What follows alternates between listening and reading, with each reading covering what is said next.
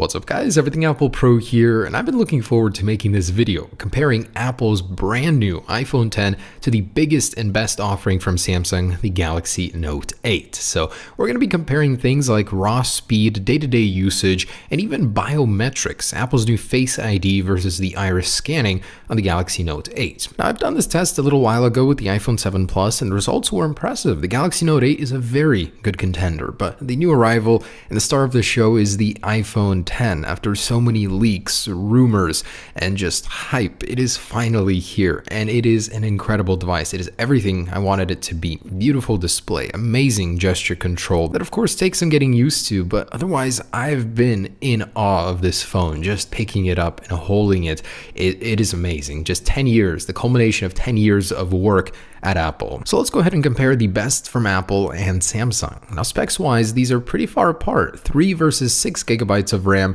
and a 6-core versus 8-core processor. They're both 10 nanometer though, so that's pretty even there. So as usual, I will be starting with a real world test where I'll be launching apps in succession of each other to simulate a day with your device. So stuff like Snapchat, Instagram, social media, shopping, games, stuff like that. So enough to bog the phone down, but not to completely cripple it. Anyways, starting with Snapchat, we're just going to run quick Snapchat. Of course, everyone does that on a day-to-day basis, going in Instagram, checking some posts, taking a picture with your camera, which for some reason hesitated on the Note 8, and then jumping into Maps to get some quick directions, and then into Photoshop Express to edit an 8K image, which does take a little bit longer than an average picture you're going to take with your device. So jumping into Minecraft has a slower animation when loading up on the Note 8, and both of these, as you can see, are unoptimized for the displays. They're cropped.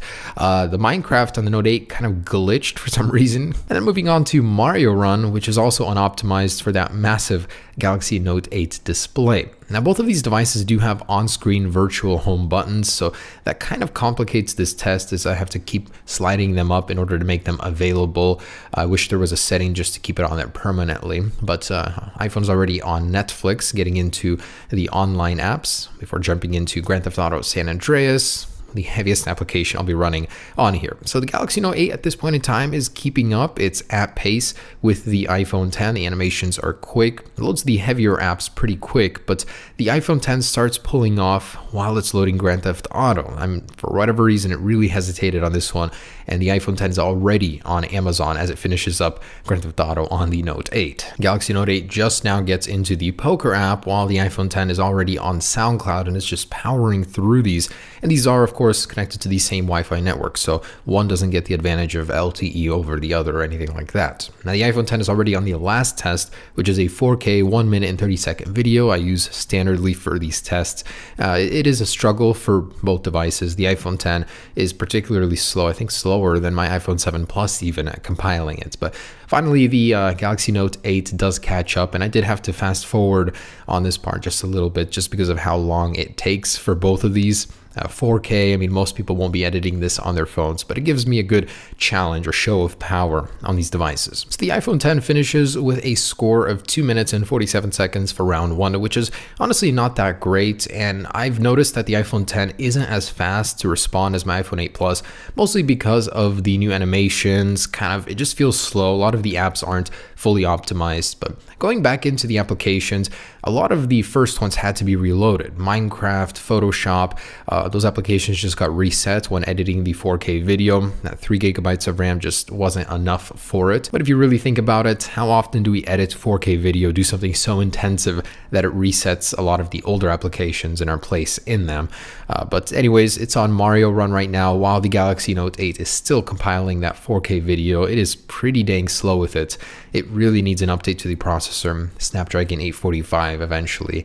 Hopefully that'll put it more on an even plane with the iPhone 10. So Netflix and all apps after it were remembered. It was Asphalt and before those heavier applications that iOS decided to clear the cache on in order to make room for editing that 4K video, but everything else was remembered. So finished with a pretty great score of 1 minute and 5 seconds for round 2. Now the Galaxy Note 8 remembered everything. It has double the RAM, 6 gigabytes, so all of those applications were saved in the cache, and it needed to do 0 reloading as everything was already there. And that includes the heavier applications too. So I was pretty impressed with that. But even in the first test I ran with the Galaxy Note 8, it did do this successfully. So if you guys are a multitasking powerhouse, you need that multitasking capability. The Note 8 has been the best phone I've ever tested for it. It always remembers what it was doing in the app switcher. So it finishes with a super quick 38-second round 2. All right, so next up I wanted to do a startup speed test. You really never know when you're gonna need that speed.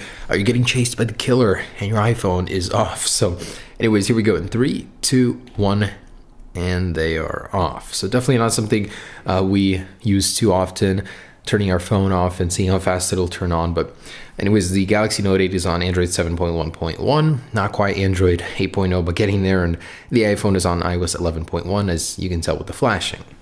Anyways, it is already on and ready to go, while the Galaxy Note 8 is still loading the T-Mobile splash screen, but otherwise there it is, ready to go as well. I love that they have the same unlock animation. You have to slide up on both, so pretty cool. This one has this where you can slide up and get into all of the apps. When you slide up on this one, it just gets into the app switcher just like that. So pretty cool. These are very, very similar phones in their own ways. It's kind of amazing. I love it. All right, let's go ahead and do some synchronized app launching. So we already did this, but in a real world test, this will give us a finer, more precise idea of which one loads faster. So Snapchat, 1, 2, 3. And that goes to the Galaxy Note 8. Instagram, 1, 2. Galaxy Note 8 once again. So camera, 1, 2. The iPhone just a tad bit faster there. Man, it takes a while to get used to pressing something versus just swiping up to go home. And Maps, 1, 2.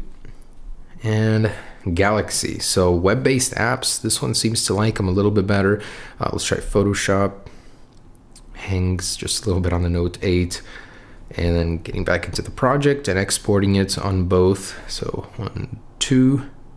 iPhone definitely faster for that one, and this is an 8K image, so it's a little heavier than usual. Minecraft, 1, 2. Dang, that really hangs on that one. And even though it's unoptimized, oh, they're the same. And Mario Run, 1, 2.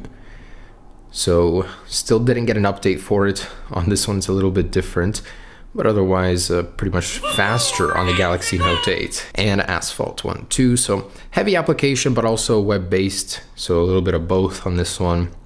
This one looks good on both of these phones. Usually they're cropped, but loads on the Galaxy Note 8 faster. So far I'm seeing a pattern here. Everything is loading on the Note 8 faster. That's amazing. That as well. Wow, that is incredible. Poker, 1, 2. Oh, the iPhone, 1, 1 finally. Okay, this is web-based. All right, Spotify, 1, 2.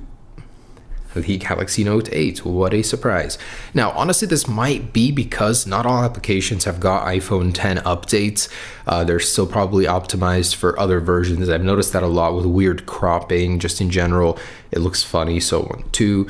A lot of these apps might be updated in the future to run better on the iPhone 10, but so far, every app but one has loaded faster on the Samsung Galaxy Note 8. 1, 2. So quite incredible. Yeah, it's definitely going to be a faster experience. And I've noticed that using it, it's definitely a little bit slower than my iPhone 8 Plus even. The iPhone 10, see, as you can see, every single app is loading slower. Let's just load a couple sites real quick on both of these and on our native browsers. So 1, 2. This is apple.com. Loads faster on the Galaxy Note 8. Interesting. Let's try Samsung. 1, 2. And what do you know, loads faster on the Galaxy Note 8. So pretty impressive. So let's get into the more technical stuff with some numbers, with benchmarks. I'm going to start with a Geekbench, and here are those results. Over double the single core score. Multi-core score is beastly, over 10,000 on this guy. Just super impressed with this all around. So next up, let's do a Antutu benchmark, get an idea of the GPU plus CPU power altogether. And a little over halfway through, I wanted to see how hot these guys get at their hottest points during benchmarks. So I'd say about 102. And for the Galaxy Note 8, a cool 96 degrees. All right, and here are the results. I think that's the highest Antutu benchmark score I've ever seen on the iPhone 10 versus 174,000 on the Galaxy Note 8. As for the Wi-Fi speed test, for some reason I'm getting a low result on my iPhone 10, and that's after 2 tries. Galaxy Note 8 takes full advantage of my Wi-Fi speeds. All right, so next up, biometric speeds. This one is going to be tricky, but I still really wanted to test this. This would be Face ID 3D facial modeling on the iPhone 10 versus iris scanning on the Galaxy Note 8. Both have their own weaknesses and strong suits, but let's go ahead and compare them, speed-wise anyways. In 3, 2, 1, and definitely Galaxy Note 8 on that one. Let's try that again, 3, 2, 1. Definitely Galaxy Note 8. All right, let's try with a swipe up on the iPhone 10 this time. 3, 2, 1. Oh, so a little bit quicker, still not as fast as the Galaxy Note 8. Oh, this time a little bit faster actually. 3, 2, 1. Okay, so identical with the swipe. 3, 2, 1. Actually even faster with the swipe. 3, 2, 1. And it's kind of hard to compare these, but definitely pretty close, I'd say. Most of the time, the iris scanner is a little bit faster than the 3D facial modeling, or identical. So pretty close. Definitely not as fast or reliable seems to be, but pretty close. One more time, 3, 2, 1. Yeah, so I'd say the iris scanning is a little bit faster on the Note 8, but still pretty good on the iPhone 10. So the conclusion is the Galaxy Note 8 is just as fast, if not faster, as the iPhone 10 in day-to-day tasks. It's only when doing more heavy things like 4K editing that the iPhone 10 pulls ahead, although both did spectacular. Thanks for watching, guys. Hope you enjoyed it. Stay tuned for more. Peace.